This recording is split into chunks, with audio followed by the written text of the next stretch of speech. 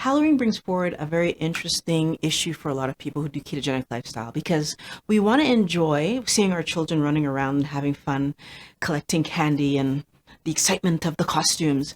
But at the same time, having all that candy in the house is probably not a good idea. Hello everyone, welcome to Mind Blowing Health and Wellness with Violet. The reason I make these videos is to help everyone to understand that your mental health and physical health come together to create an overall sense of well-being. If you find these kind of videos helpful, please consider subscribing. It really depends on where you are in your ketogenic lifestyle, whether or not Halloween is going to be a struggle for you or not. For those of us who have gotten well past our cravings and are able to walk through a grocery store, see the aisle of candies, see the aisle of cereal, see the aisles and aisles and aisles of foods that call us to eat them, if you don't get that call, chances are you're going to have an easier time with Halloween. It doesn't mean it's going to be completely easy, but it'll be easier. But what about the rest of us? What about those of us who are still having cravings? What about those of us who are at the beginning of their journey? I have a few tips to help you to get through Halloween, I hope, easier and stick to your new healthy lifestyle. By sticking to your new healthy lifestyle, that means that you have the best chance of being healthy long term. I also want to point out that just because you don't have physical cravings doesn't mean that there aren't going to be emotional cravings that happen, especially during Halloween. We've grown up with this season where it reminds us of all the fun we used to have going out. Part of the fun was eating the candy. So just keep in mind that even if the physical cravings aren't there, the emotional, psychological cravings could come in. So these tips that I'm going to give you are aimed at helping to manage both of those things.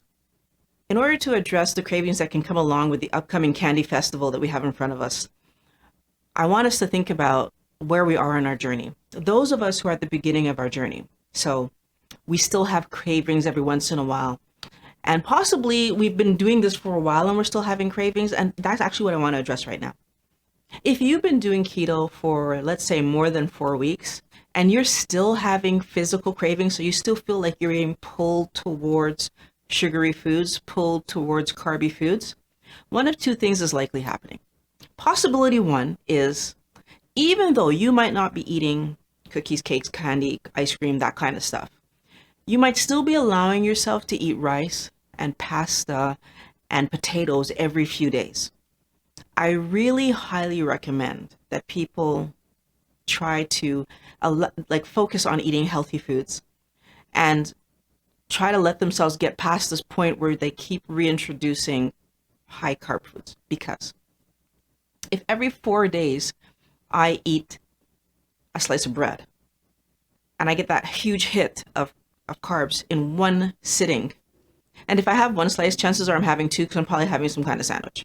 So if I allow myself to get that huge hit of 30 grams of carbs, which is my full day's amount in one serving, what's actually happening is that I might be kicking myself out of ketosis. Now, why this is problematic is when I'm trying to get adapted, when I'm trying to get my body used to using fats for fuels, actually allowing carbs back in, especially large amounts of carbs like that, will create the situation where my body can't get adapted because my body is actually wanting those carbs, right? Because again, don't forget that there's an addictive part of this. There's a craving part of this that we're trying to get past. Those physiological feelings that you're having that's saying, eat it, eat it, eat it, is actually addictive behavior.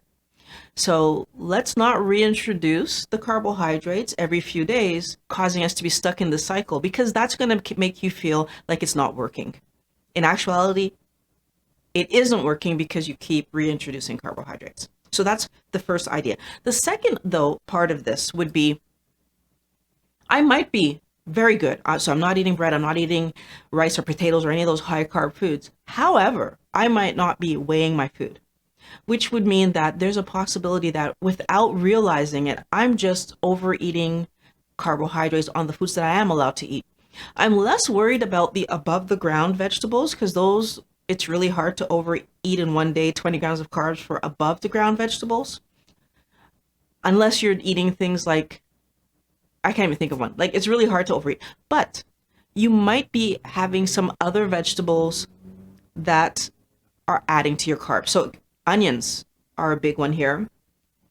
A lot of people don't realize how much carbs are in onions, as well as bell peppers and others. So again, part of the reason that I ask people to weigh their food is so that you can actually be sure that you're eating the right number of carbs for yourself.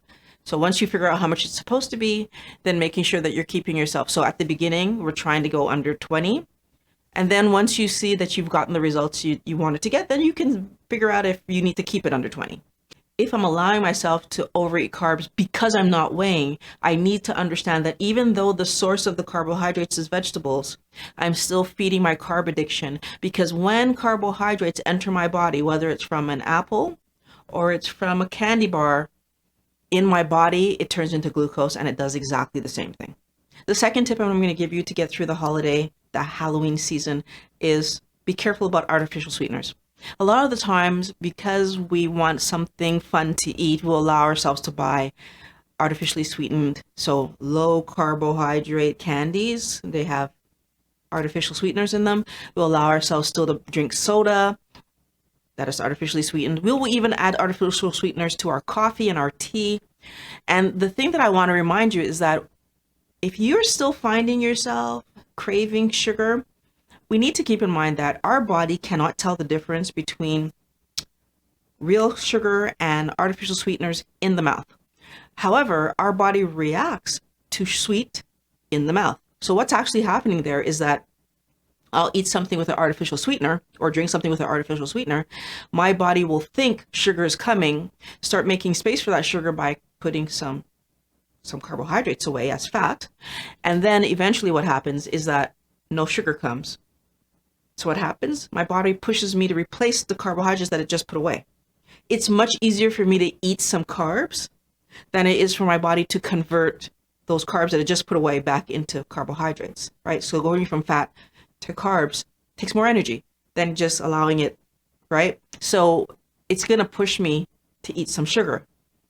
Let's not trick ourselves into wanting to eat more sugar by eating artificial sweeteners. So that's the second tip I'm giving you. Let's put down the artificial sweeteners, try to get ourselves really well fat adapted. I would really love to know how many of you continue to have cravings, and if any of you had thoughts that it could possibly be the artificial sweeteners. Put it in the comments below if you might still be struggling with carb addiction and you're still allowing artificial sweeteners in your life. Let me know if that might possibly be the issue.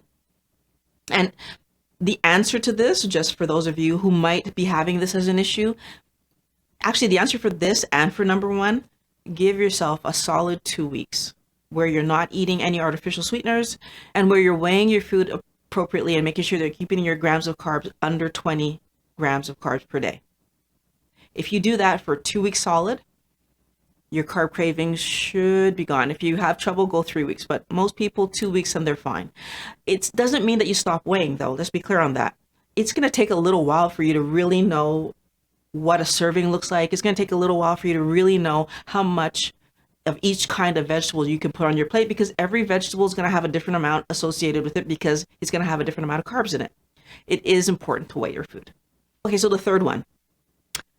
If you are close to Halloween, so if we are, less than 2 weeks away from Halloween and you don't have time to give yourself 2 weeks straight with no carbs, then it might be important for you to skip Halloween this year. Now, if you have older children, that's easier to do, right? They can go off on their own and you don't have to worry about it. If you have young children, I might suggest either, if they're very young, just not mentioning Halloween and they might not even notice. If they're old enough to notice, having them go with another family member or another relative.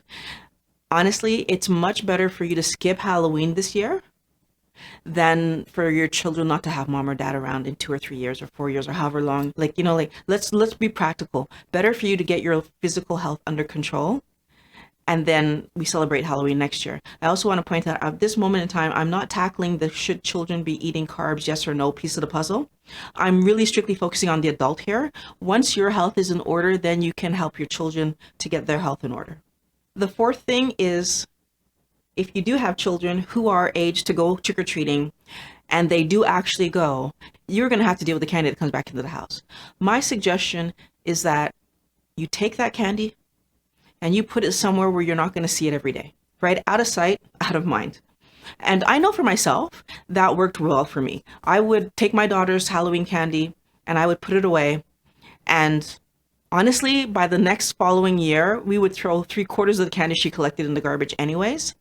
The big triggers for me were the little mini chocolate bars, so that's why I would hide it away from myself. Truthfully, my daughter couldn't have cared less about actually eating the candy, which is the weird thing. It's like she wanted to go out with friends. She wanted to be involved in the process of collecting the candy. She'd, over the course of the year, eat about 1/4 of it. And actually, I would even say not even the course of the year. Probably in the first month or two after Halloween, she'd probably eat about 1/4 of it and then forget it was there. And we would end up throwing it away when we were looking for the bag, really, honestly, the following year. Most kids don't care about the candy. They want to go out. They want to have fun with friends, especially you're talking about young kids. Like, again, it takes a little while for kids to become enamored of sweet. So keep that in mind. Fifth tip I'm going to give you is that any candies that you collect that you like but your children do not, give those away right away. Don't even allow them, like, do your sorting, give those away. They're not in the house, you're not going to eat them. As your kids, for sure your kids are not going to eat them, they don't like them. And I'm going to give you guys a bonus sixth tip that just kind of came to my head now as I'm talking to you. If you have children who are not so into candy, and we're really just doing this because of the fun of being out and whatever, rather than collect candy, have your kids collect money for UNICEF or for some kind of charity. And that way they still get to go out, they still get to walk around and collect something, but they're not bringing something back into the house that's going to drive you crazy and they don't even care about it. So my final bonus is, I would say, go out there and allow your children to collect money to help others. I want all my wellness warriors to put solutions in place that helps your health. Put your health first. You are the most important person to your children, not these people that are giving them candy. They want you around for as long as they possibly can keep you around. I'm sure most kids would say forever, right? And if you're going to be around forever for them, put your health first. I really hope this video has helped you guys to maybe put some kind of plan in place, because that's the other part of this, right? Planning. Put a plan in place for yourself so you kind of know what you're going to do. How are you going to manage your cravings around Halloween candy? I would love to hear from you guys. If you have a strategy that I haven't mentioned about how to keep yourself on track during the holiday season, that Halloween candy season, if you, please put it in the comments. Let's share with each other. Let's give each other ideas so that we can make sure that we're doing the best we can, be the healthiest that we can for our families. I want to thank you for watching Mind Blowing Health and Wellness with Violet. If you are new here, please subscribe. I make these videos every week, and I want to thank you for watching. I can't wait to talk to you guys again next time.